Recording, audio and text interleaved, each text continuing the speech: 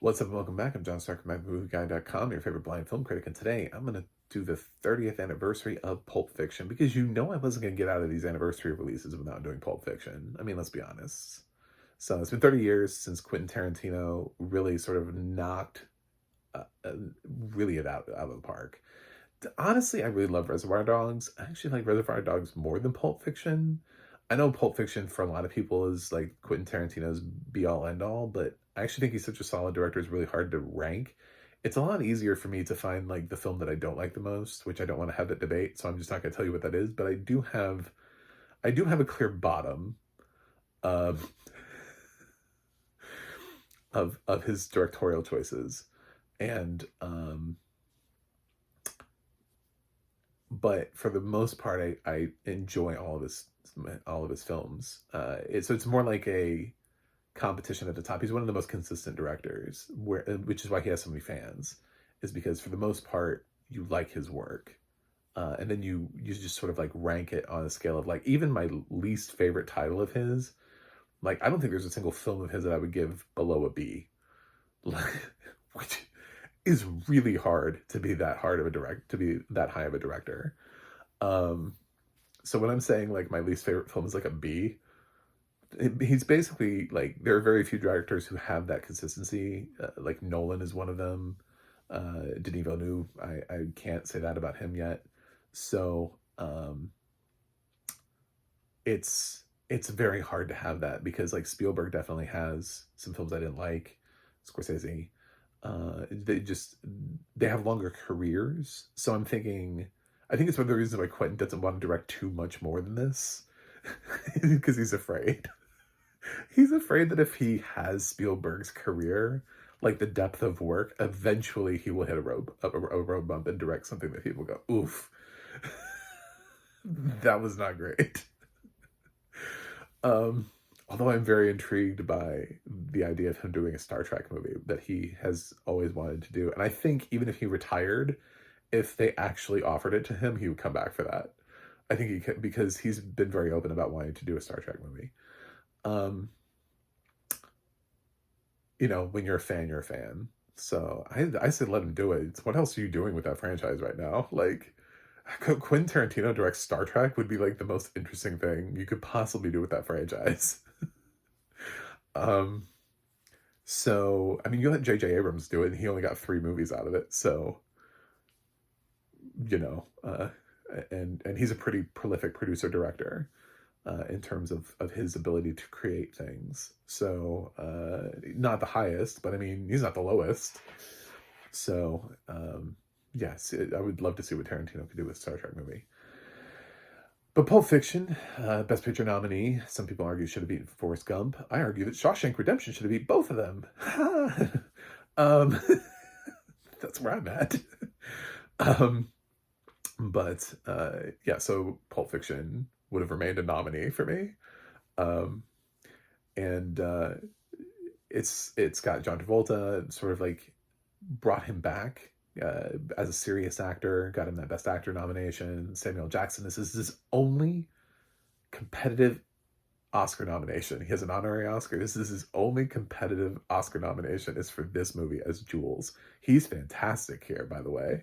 He's actually better than Travolta when you really rewatch this film. I've seen this film several times, even though it's not my favorite Tarantino. It's not also my lit, it's not at the bottom either. So I've seen Pulp Fiction enough times, and even though I know people love Vincent and love Travolta's performance, and there are parts of it that are really good. It's so hard to not be just enamored with what Jackson is doing as Jules, and some of the monologues he has, like the biblical one about the with vengeance. That whole sequence is excellent. The final sequence at the diner is excellent. He has some standout moments that are just fantastic, phenomenal moments. Uh, as far as everybody else, I love Christopher Walken's moment in here. The story about the watch is iconic. Ever since this movie came out, I've been in like acting classes and stuff, and people pull that monologue and they try to do it, and it's like you're not Walken, man. Don't try. And then they always try to do it the same way that Christopher Walken does it too. It's like if you're gonna try to do it a different way. don't try to also read it the same way he does. You're not anyway.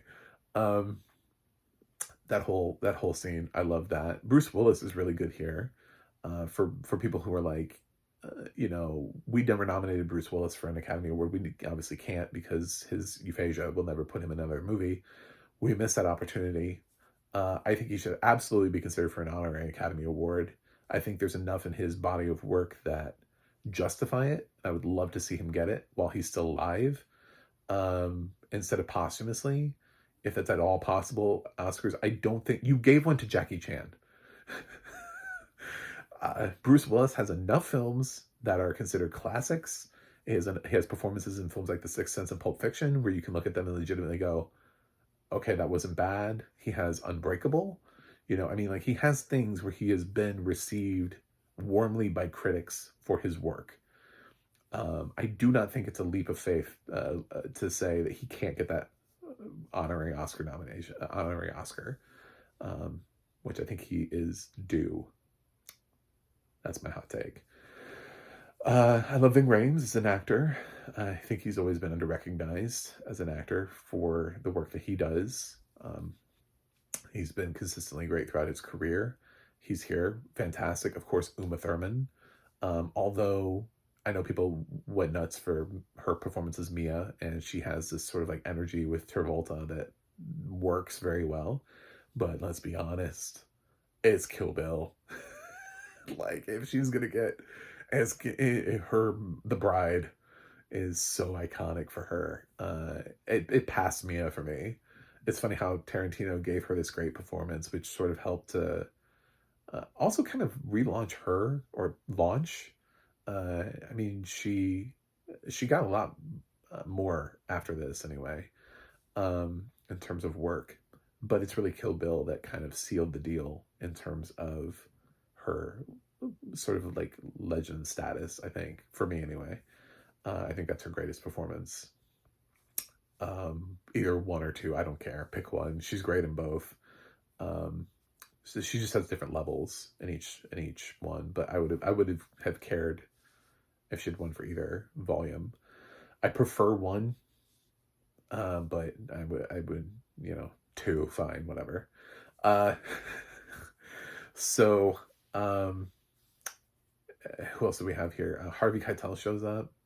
And my favorite part of the audio description too was that the fact that they pointed out that the wolf was Harvey Keitel. Like, it actually says that in the audio description, and they're like, the wolf, Harvey Keitel. I was like, oh, hey Harvey. So that was cool. We've also got people like Tim Roth, Rosanna Arquette here, and yeah, it's just it's a really solid. There are obviously other people in the cast, people that you look at and you're like, wow, that they did a Tarantino movie. It's like, yeah, they did a Tarantino movie. But I enjoy Pulp Fiction. It's got a killer soundtrack to it.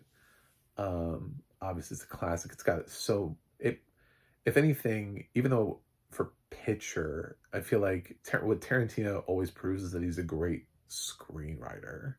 Even if like somehow there ends up being sort of like a more cohesive final film at the top, like I still think Shawshank is the better film.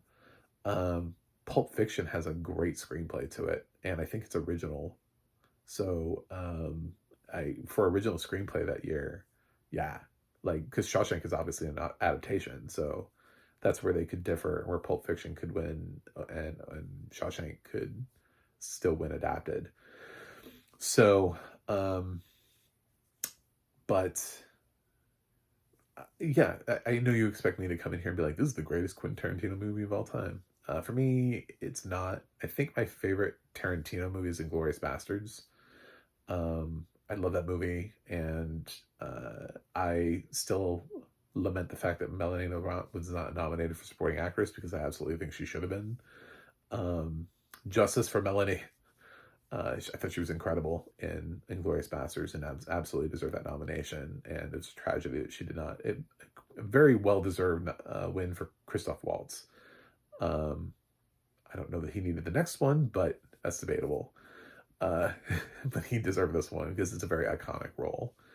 But for Pulp Fiction, um, if I could pick somebody, now that I know that it's his only nomination, it's really hard to not say that Samuel L. Jackson should have won supporting actor in 1994. Since we apparently can't nominate him for anything else, it would have been nice for him to at least get that one nomination, one win. But I mean, arguably there are other times where he could have been nominated. But yeah, he's fantastic as Jules. Anyway, I just love Pulp Fiction. Yeah, it's not my favorite, but I have a couple Tarantino movies that I would give A's to, and then I have to rank them among the A's. So it's like when you're floating up there, it's like uh, you know, having a tray of cookies, and they're all kind of like the same cookie, and they're your favorite type of cookie, and you're like tasting each one, and you're like, wait a minute, I'm supposed to tell you which one is the best, but these are all the same. You know, it kind of feels like that sometimes. So yeah, I wouldn't put it at my number one, but it doesn't. It's top five. Does that make you feel better? Don't make me rank them right now in my head. Um, and the audio description was pretty great. I thought the sequences were done really well, and I like the fact that they like pulled the names into the audio description, and the suitcase. I thought the thing about the glow from the suitcase, you know, where they're not really sure what's in it, but it's obviously something that's really cool. He does this like glow coming out of the suitcase. That was cool. Anyway, super quotable movie. I always ask myself with these anniversary releases, has this? Yes, it has stood the test of time, obviously. And I feel like Pulp Fiction is one of those films that's going to continue to stand the test of time no matter how many years are added onto it. I think it's one of those films that's permanently earned its place and will continue to be referenced. I think it's one of those films that when I'm long gone and there's some person who's like going back and looking at cinema much the way that we look at films in the time of, you know, It Happened One Night, Citizen Kane, Wizard of Oz, Gone with the Wind, even all the way back to like Nosferatu, you know, like older films, the Universal monster movies, the original King Kong, stuff like that, movies of the 20s and 30s that still pop. There are films back in those modern times. I could keep listing films from that era. I think Pulp Fiction will still be like one of those films. It won't be like a hidden gem where somebody has to explain what it is. It'll be one of those films that's instantly recognized when you say its name. So, anyway, yeah, that's it. So, thanks for watching. Thanks for subscribing.